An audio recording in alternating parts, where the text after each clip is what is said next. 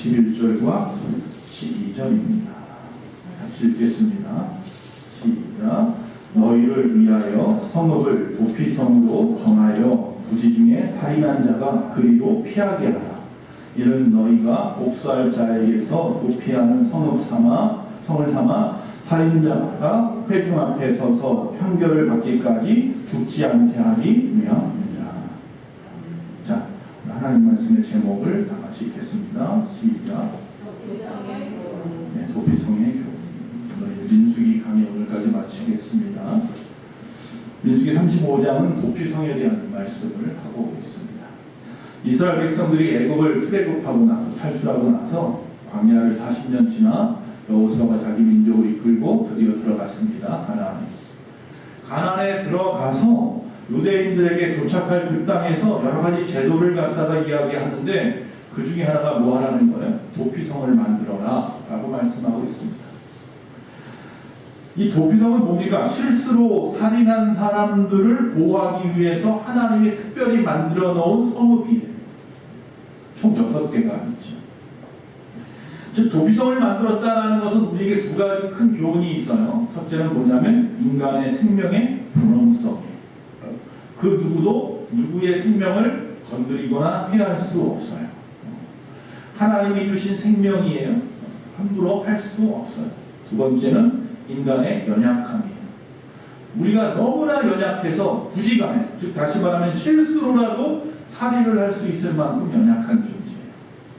스스로 자신이 하는 것이 옳고 그름을 판단하지 못하는 연약함을 가지고 있는 사람이기도 해요. 이처럼 도피성이라는 것은 생명은 귀한 것이구나 라는 것과 우리는 너무나도 연약한 존재라는 것을 인정하라는 거예요.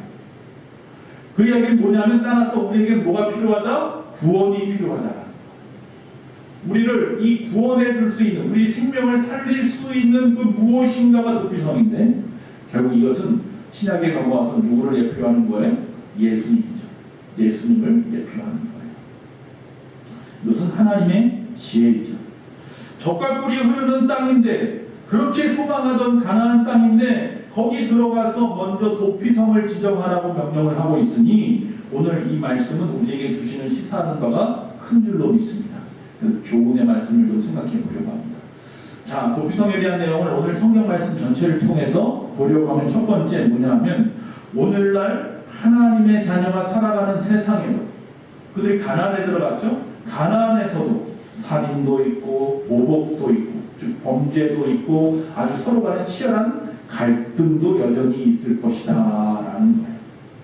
우리가 예수 믿기 전에야 그렇다 쳐요. 하나님의 법을 모르니 함부로 폭력을 일삼기도 하고 살인도 할 수도 있고 죄를 지을 수 있을지 몰랐어요. 그러나 우리가 예수를 믿었어요. 하나님의 교회 안에서도 그 안에도 뭐예요? 치열한 싸움이 있다. 여전히 범죄도 있고 갈등도 있고 예수 믿어도 우리의 삶 속에 그런 것이 있다. 함부로 말하고 함부로 행동하고 비판하고 또 평가하고 조롱하고. 두 번째, 이 도피성이라는 의미는 그래서 이 죄악이 가득한 이 세상에서 하나님은 이 부지불식간에 부지 중에 살인한 사람들의 생명을 보호해야겠다라는 의지예요. 다시 말하면 한 사람도 구원받을 자가 지옥 가는 일은 없게 해야겠다. 하나님의 백성을 끝까지 붙잡아 주어야겠다. 자, 요단강을 중심으로 해서 동편과 서편이 있죠. 자, 서편이 가나안이에요. 자, 요단강을 중심으로 해서 이 서편의 3개, 그 다음에 동편의 3개, 총 6곳에 도피성을 만들어 놨어요. 그런데 이 도피성은 레위인에게 48개의 성읍이 주어졌다고 그랬어요. 그렇죠? 48개, 즉 레위는 땅이 없어요. 자기가 사는 그 동네만 있지 어떤 뭐 경기도, 강원도, 전라도 이런 땅이 없단 말이에요. 그래서 그들은 그 지역마다 12개 지파가 있으니까 12지파가 땅을 분할해서 가졌는데 그곳에서 48개 도시를 지정해서 거기에 레위인들이 살았단 말이죠. 그 48개 중에서 6개를 뽑아서 도피성이라 정했다. 이 도피성은 대략 6개인데 거리가 약 48km 정도. 그러니까 소위 말하면 첫 번째 도피성과 두 번째 도피성 사이가 48km가 아니라 내가 최대한 빨리 갈 수 있는 거리 아니면 최대한 멀리 갈 수 있는 거리가 그 정도라는 거예요. 내가 오늘 오산에서 부지불식간에 살인을 했어요. 그러면 실수로 살인을 했어요. 그러면 제일 빨리 찾아갈 수 있는 거리에 있는 것이 아무리 멀어도 몇 킬로? 48km 안에 있다라는 거예요. 예? 저는 잘 몰라요, 그 거리. 그런데 그 48km 안에 있다는 거 왜 그래요? 48km면요, 한 10시간. 보통 한 10시간 정도 걸어가면 가는 거리예요. 뭐예요? 그래서 42.19 마라톤보다 약간 더 긴. 그러니까 하루가 지나가기 전에 도착할 수 있는 거리에 이 성읍이 있어요. 그렇게 말하면 가나안이 얼마나 작은지 알겠죠? 가나안이 얼마나 타고요? 경상도만 하다. 경상도 전체도 아니고 경상북도 정도만 하다고 하다. 그냥 적은, 굉장히 조그만 동네죠. 자, 그곳에 있는 곳에서 왜 그렇게 하루면 도망할 수 있을까? 뒤에 쫓아오지 못할 거리라는 거죠. 내가 사람을 죽였고 그 이야기가 세상에 퍼지기라면 그 사람들이 알아서 깨달아서 아 누가 죽였어 라고 하면 그 집안 사람이라 해서 복수하러 찾아가는데 찾아가지 못할 만큼 쫓아가지 못할 만큼 빠른 거리에 도피성이 숨어 있는 거예요. 그런데 11절에 보면 이렇게 말해요. 너희를 위하여 하나님의 백성을 위해서 도피성을 정했다고 그랬어요. 여기는 분명히 실수로 살인한 자를 위하여라고 했는데 여기는 뭐라고요? 너희를 위하여라고 해요. 즉 가나안에 들어간 누구를 위하여? 하나님의 백성을 위해서. 도피성은 죄 지은 사람을 위해서 있는 게 아니라 저와 여러분을 위해서 있는 거예요. 즉 부지간에 살인한 자가 공정한 재판을 다 받을 때까지 그 생명을 보호하는 장소가 도피성이 되는 거예요. 세 번째, 또한 이 부지 중에 살인한 자라면 이스라엘 사람이든지 이방인이든지 이스라엘에 거하는 모든 자는 그곳으로 가면 생명을 보호받을 수 있더라. 즉 모든 이에게 마련되어 있는 것이 도피성이에요. 누구든지에게 피난처가 되어주시는 분이에요. 누가? 예수님. 예수님께 나오는 자는 누구도 외면치 아니하시고 모두를 품어주시고 안전하게 보호하신다라는 말씀인 거죠. 네 번째, 하나님은 결과뿐만 아니라 동기를 자세히 살피시는 분이다. 결과는 살인이죠. 그러나 그 동기를 보자는 거예요. 왜 그런 일이 벌어졌을까? 따져보자. 재판할 때도 그 사람의 동기가 어떠한지를 살펴야만 공정한 판결을 할 수 있는 거예요. 하나님은 명백한 살인죄가 5가지가 있다고 규정을 합니다. 도피성 전에. 그 중에 하나는 뭐냐면 철 연장으로 죽인 경우, 돌을 손에 들고 쳐 죽인 경우, 또 나무 연장을 손에 들고 쳐 죽인 경우, 또 미워하는 까닭에 밀쳐서 죽인 경우, 아기를 가지고 손으로 쳐 죽인 경우, 이건 뭐예요? 계획적으로 죽인 거예요. 이건 뭐예요? 살인이에요. 여기 뭐가 있어요? 고의성이 있어요. 고의성이 있는 살인은 아무리 그 사람이 도피성으로 숨어도 그 사람은 잡아서 죽일 수 있어요. 악한 동기를 가지고 생명을 해쳤다면 반드시 자신의 생명으로 그 죄값을 치르는 것이 하나님의 공의입니다. 살인으로 피 흘린 것은 땅을 더럽힌 행위이기 때문에 고의로 살인한 자를 죽여서 피로 피를 보응하라라는 것이 법이라는 거죠. 그러나 이 살인자를 죽이려 할 때는 여러 증인들을 갖다가 세우고 그 사람들의 말을 참조해서 공평하고 합당하게 결정을 내려야 해요. 한쪽 말만 듣지 말아라.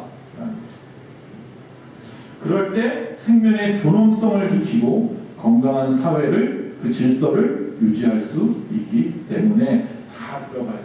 한쪽만 듣지 말아요.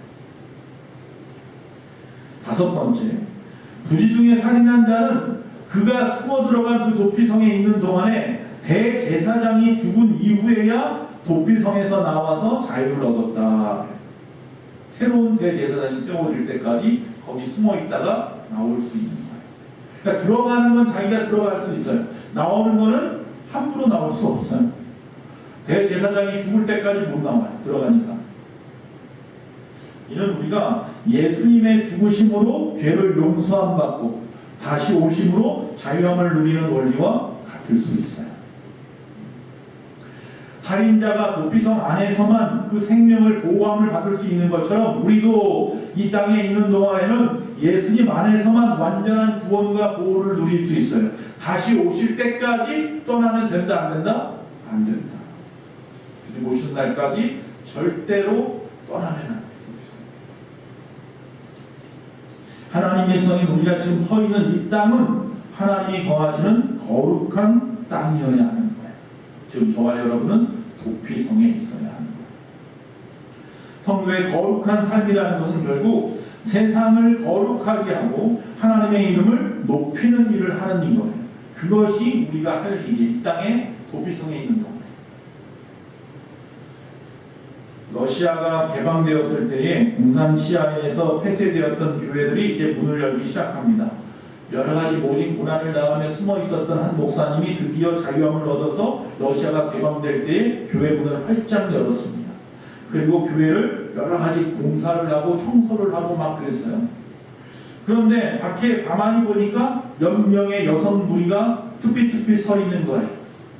그러면서 혼자서 땀 흘리고 있는 목사님을 바라보면서 목사님 그러는 거예요. 이분이 일을 하다가 누구십니까? 물어보니까 저희는 창녀들인데 죄 많은 사람들인데 우리도 교회 갈 수 있어요? 라고 묻더라는 거예요.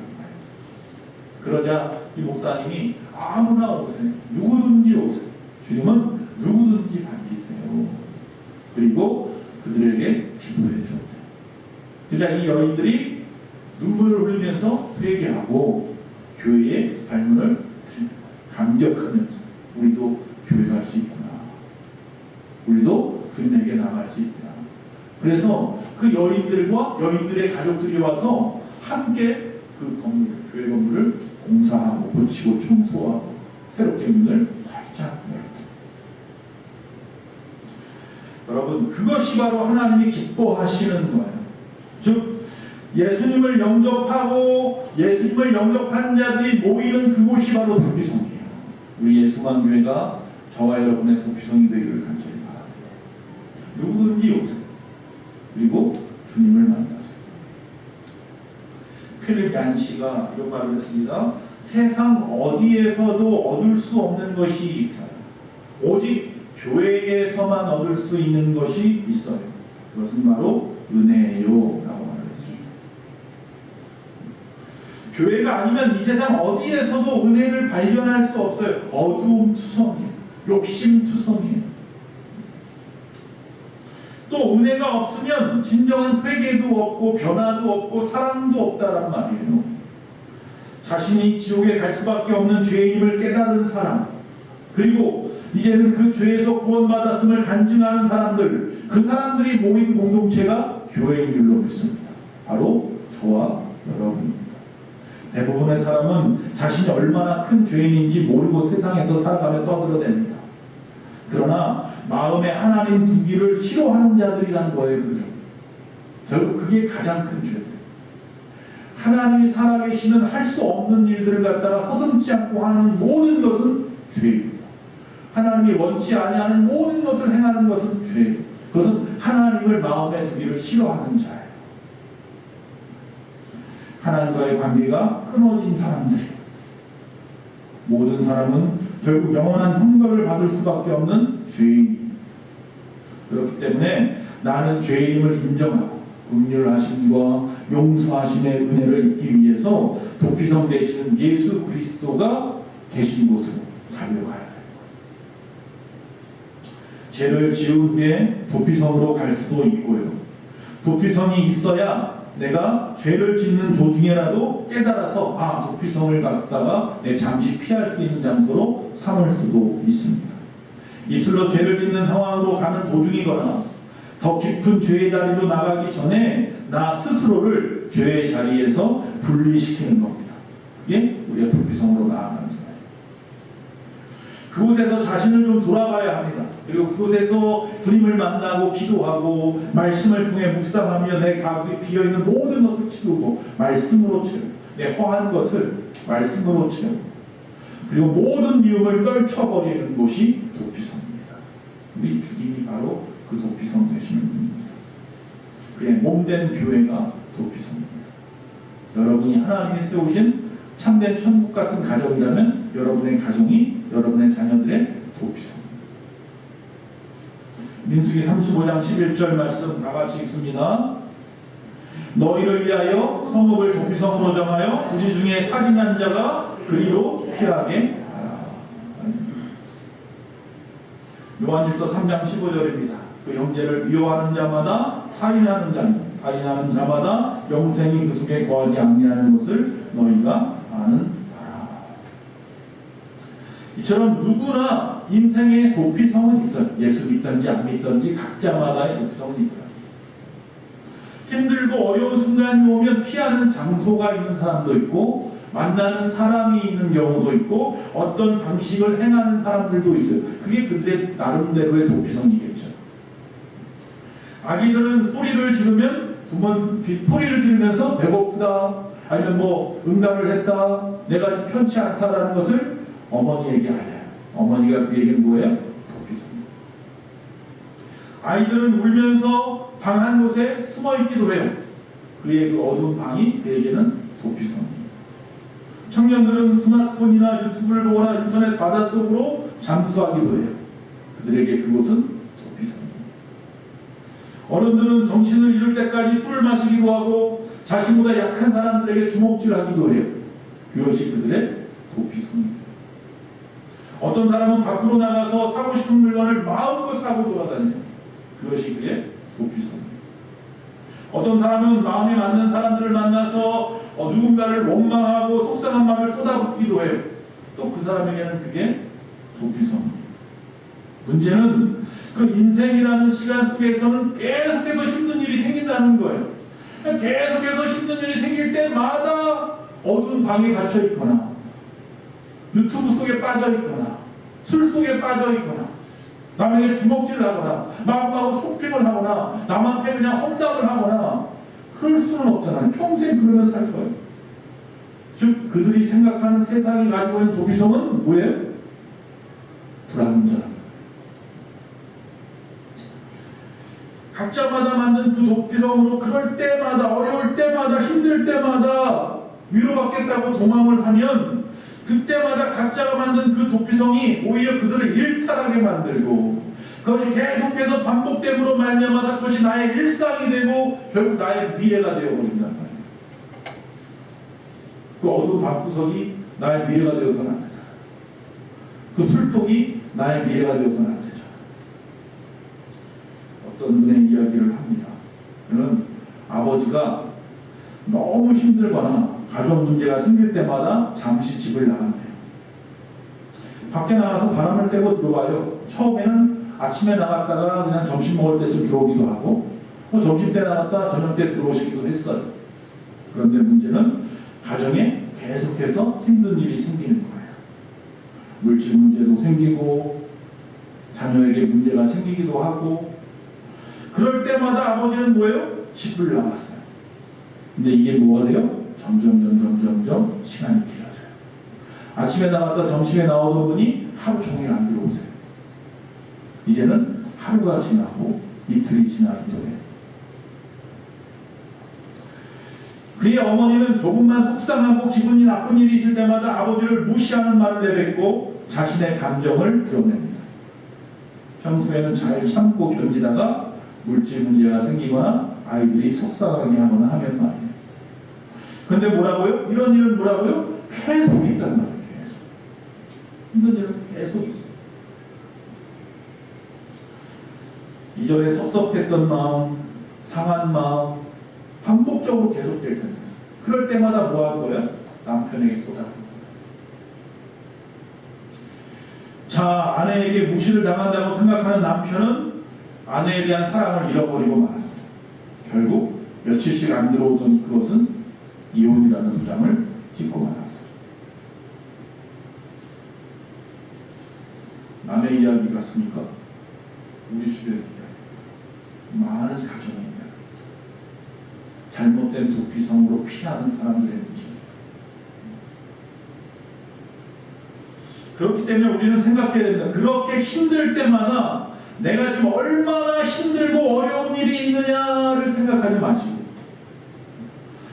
이렇게 어려운 일이 있을 바로 그때에 나는 무엇을 해야 되느냐를 생각해야 된다는 거예요. 앞서 말한 것처럼 부부싸움을 할 겁니까? 집을 나갈 겁니까? 술에 취할 겁니까? 계속 할 거예요. 그걸 언제까지? 그것은 도피성이 아닙니다. 마귀의 유혹입니다.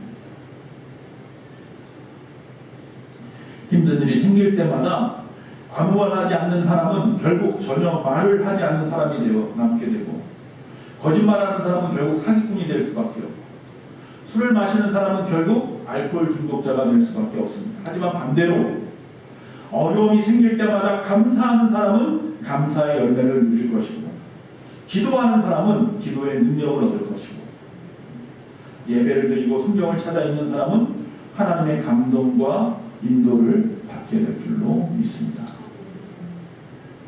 그래서 무엇보다도 먼저 어려움이 오고 힘든 일이 있을 때마다 자신을 점검해 보아야 합니다. 자신이 힘들 때 무엇을 하는지 잘 모르는 경우도 있겠죠. 지금 점검해 보십시오.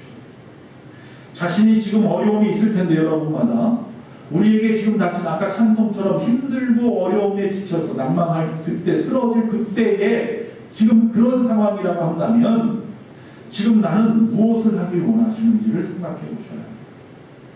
그것이 도피성이 되면 돼요. 그런데 그 도피성이요, 아유 세상 다 보기 싫어, 꼴 보기 싫어, 이래서 도피성이 아니라 지금의 이 모든 상황을 이겨내기 위한 도피성이 되어야 돼요. 교회 안에서도 마찬가지예요. 내가 주를 위해서 살아가면서 목회자가 된다든지, 아니면 주의 어떤 사명자가 된다든지, 선교사가 되거나 아니면 교회에서 어떤 일꾼이 된다고 하는 것들이 도피가 되면 안 돼요. 세상을 회피하기 위한 것이 되면 절대로 안 돼요. 가정의 어려움을 갖다가 도피하고 싶어서, 아니면 내 지금 당한 이런 어려움, 슬픔을 갖다가 잊어보려고, 그건 아니에요. 주를 위한 일은 말 그대로 주의 영광을 위해서 하는 일이고요. 이 세상에서 얻어지는 어려움과 슬픔을 하나님 앞에 맡기는 것은 할 수 있어도 이걸 회피하기 위한 도피성으로 서면 결국 실망할 거예요. 나중에 실수해요. 어려움을 당해요. 제가 신학을 시작할 때, 제가 처음 1학년에 들어갔을 때 45명이었어요. 저희 과 신학과가. 졸업할 때 17명 졸업했어요. 나머지 다 어디 갔어요? 중간에 다 어디가 갔어요. 세상 일 찾아가고 다른 또 학교로 옮겨가고. 처음에 들어올 때 전부 다 하나님의 사명 받은 줄 알고 왔어요.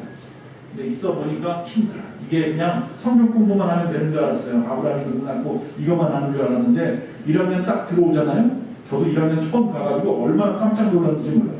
성경을 바삭하게 알았거든요.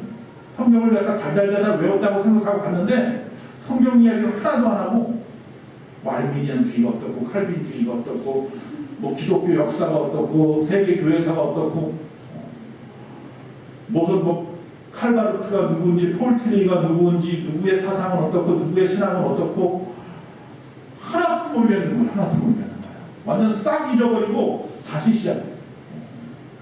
그때까지 갈등이 너무 심했어요. 1학년 때.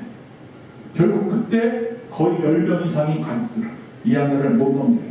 군대로 도피하고 세상으로 도피해요. 그리고 다시 또 복학하면 다행인데 복학을 안 하는 사람들이 더 많더라고요. 그럼 17명이 졸업을 했는데, 제가 지난 그 월요일날 상호도 갔는데 제 동기 모임을 잠깐 갔다 왔어요. 동기 모임에 약 목사님들이 10명이에요. 그 중에 6명이 모였는데, 그 10명의 동기들은 이제 복학한 사람들 있고, 그래서 사실 다 졸업 동기, 입학 동기가. 근데 지금 보니까 그 10명 외에 그럼 또 누가 나갔나 보니까 2명인가 3명밖에 없는 거예요. 목회하는 사람이. 외국에서 하고. 그 17명 중에서 그럼 또 5명 정도가 떨어져 나가는 거예요. 왜 이런 얘기를 해요? 주님 앞에 피하는 것이 어떤 의미인지 좀 생각해야 돼요. 세상을 회피하기 위한 것은 아니에요. 주님에게 나의 모든 것을 맡기고 주의 영광을 위해서 살 자신이 있으면 주님 앞에 나아가시지만 하나님 앞에 내 모든 것을 내어 맡고 기도하고 하나님의 도우심을 구하러 나가는 거지 세상을 잊어버리겠다고 그냥 교회만 내어 있거나 그러지 마세요. 위기의 순간에 그 사람의 본질이 드러납니다. 그러므로 자신의 인생을 변화시키고 싶다면 위기가 왔을 때가 아니라 아직 그래도 살만할 지금 이 순간에 숨 쉬고 있을 때 교회라도 찾아 나올 수 있을 이때에 하나님 앞에 기도하시고 주님이 여러분에게 건강한 도피성이 되어야 돼요. 생명의 도피성이 되어야 된다. 나에게 위기와 어려움이 올 때는 누구를 만나리라, 어디로 가리라, 무엇을 하리라 정확하게 알고 있어야 돼요. 시편 50편 15절 다 같이 읽겠습니다. 시작. 환난 날에 나를 들어라. 내가 너를 건지니 내가 나를 영화롭게 하리라. 아멘입니다. 할렐루야. 하나님께서는 우리의 어두운 날에 빛이 되기를 원하십니다. 인생에 아무런 도움이 되지도 않고 상황만 더 악화시키는 세상을 그냥 회피하고 싶은 잘못된 도피성은 이제 포기하십시오. 버리십시오. 그리고 오직 주님께로 달려가십시오. 우리의 도피성을 바로잡으십시오. 그리고 위기를 기회로 바꿀 지혜가 우리에게 있기를 기도하십시오. 할렐루야. 주님은 여러분의 진정한 도피성이 되어줄 겁니다. 세상을 회피하지 않고도 얼마든지 그 안에서 살아갈 지혜를 줄 겁니다. 그리고 하나님이 힘이 되어주심을 알게 될 겁니다. 주님 보시는 그날까지 흔들리지 마요. 세상으로 나가지도 말고 세상을 회피하지도 말고 그 안에서 주님과 함께 동행하는 주 앞에 영광 돌리는 저와 여러분의 삶이 되기를 간절히 축원합니다.